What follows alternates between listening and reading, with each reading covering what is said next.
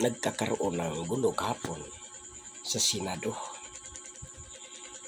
dahil itong si Soto ay sumunod sa utos ni Romualdez, guys. Oo, guys, naging sunod-sunuran si Soto ni Romualdez, guys. Tumawag din si Romualdez.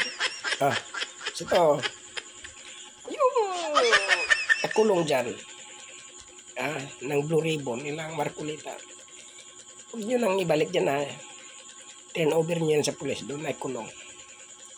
Siguro isbus. Ganun kagad yan, no? Isbus. Sino punta ngayon? Si Soto ni Senador Caradante Marcolita. Kinumpronta si Soto. Alam mo, guys, dahil sa walang maisagot na tama itong si Soto,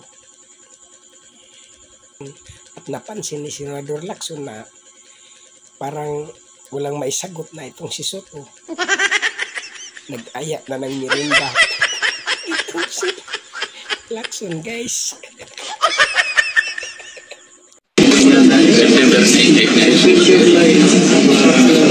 Yes, September 9, hindi na ako yung even assuming that he was still chairman, wala ka na violate eh.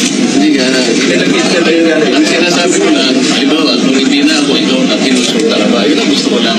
Hindi yung speaker, mas gusto ko ikaw ang kinusulta. Hindi kasi ako yung contempt stance, hindi naman nabibigyan. kasama yung contempt. Hindi na yung contempt ang pinag-usapan. Yung pag-usap ko rin dito kasi gusto natin dito siya. Ngayon, hinirap siya. Pumayag naman tayo. Pero ang kanyang condition na binigay is only immediate. That was before intervention. Wala pa yung request. September 8 yung ano. September 8 ang sulat. Kaya nga, pero yung condition mo September 8. Kaya nga, sabi, ibalik nyo dito in the Senate, hindi sa PNP. Pero kinonsulta nga, halimbawa, ikaw na nanonood, bro. Kinonsulta ba ang chairman? Hindi nga. Ang kinonsulta kasi yung speaker. Dapat Kinusulta ko. Ako. hindi nga nag-request nga si speaker. Kasi masabi ko si speaker.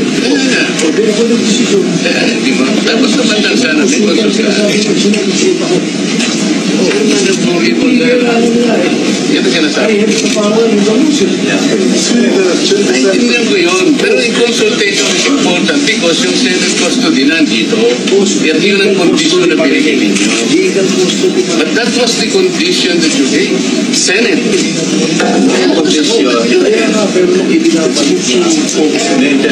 Legal and physical.